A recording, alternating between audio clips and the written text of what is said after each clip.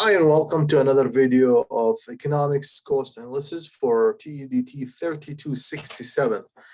In this video, I want to just share with you about the cash flow diagram and how you could implement the cash flow diagram. The cash flow diagram, as you see, this is just a one line, as you see here in this graph.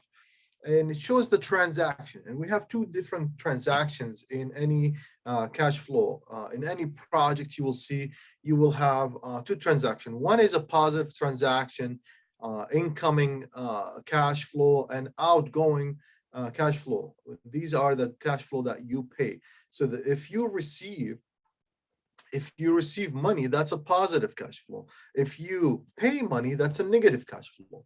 And it's simply, we represent that in this line, just like the number line, starting from 0 all the way to, in this example, 11, but could be, depends on what the example that you have.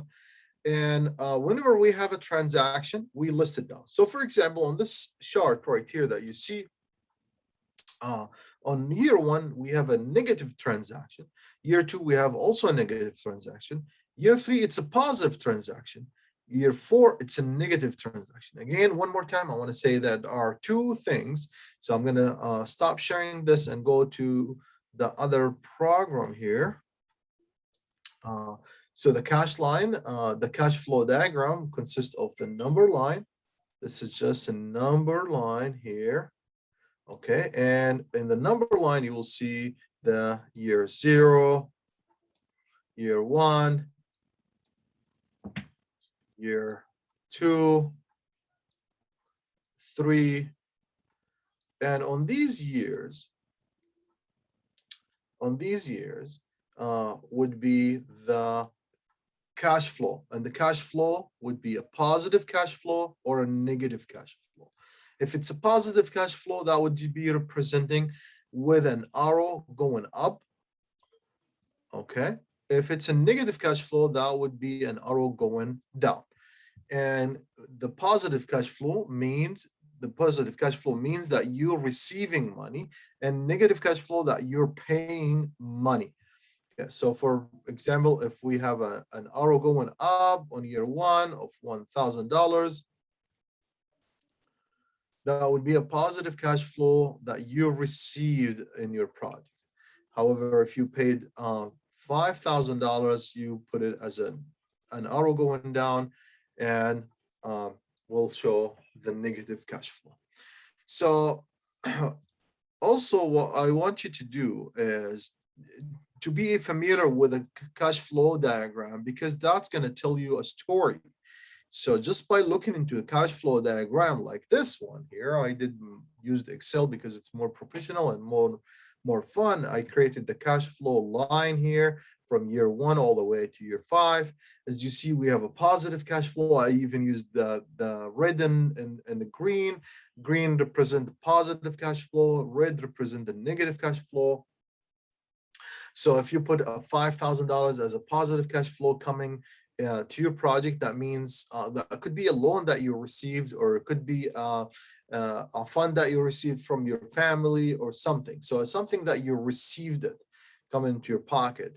Let's call it a loan that you received from a bank, and then you have to pay this loan on year 2, and on year 2 would be negative 2,000, and that's why you see a negative 2,000 there, which the parentheses, these are the negative. And year 3, 1,000. As you see, the length of the arrow would represent the value as well.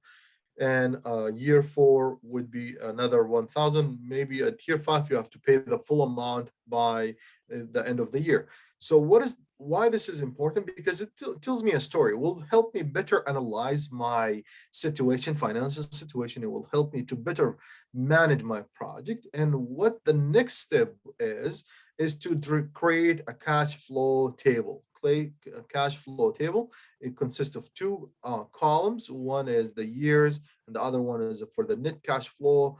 Year 0 would be 5,000 positive. Year 1, there's no transaction, so that would be 0. Year 2, we have a negative 2,000. 3 negative 1,000, and year 4 is a negative 1,000, and we have to calculate how much we have to pay. Of course, we can't calculate it at this time because we don't know what's the I. We need the interest rate. What would be the interest rate in order to find out how much we need to pay on year 5.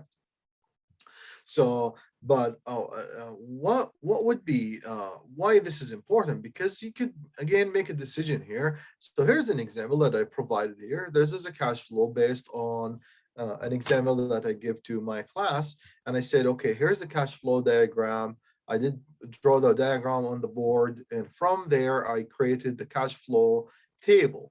And what you see here, you see on year 0 there would be $25,000. Year 1 there's no transaction.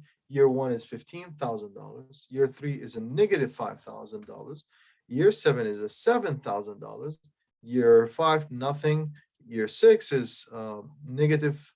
Year 8 is a $12,000. And as you see, look at this one here. There are more than one transaction for that year. You have a positive $10,000, another $7,000, and a negative $5,000. So what you write in the cash flow table is just the net cash flow, and then on year 10 would be the $20,000.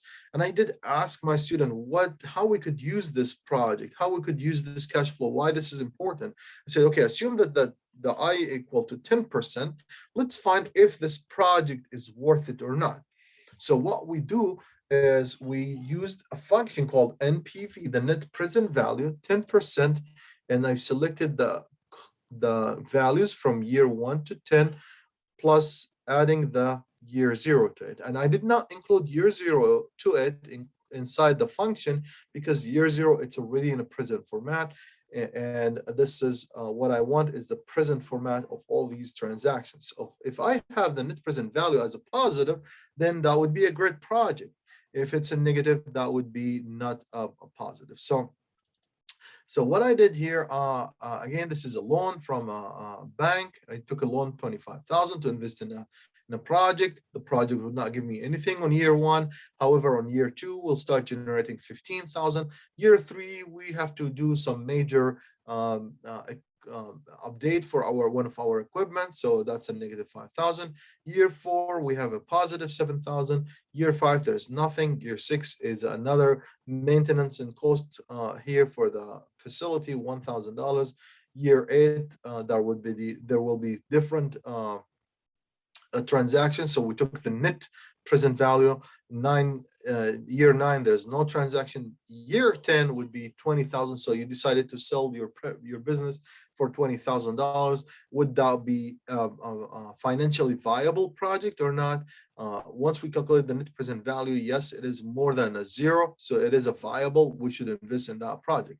However, if you remove this 7,000 here from this cash flow in year 8, and that would take the net present value to a negative, which means that this is not a good project. This is not a viable project. We should not invest in this project.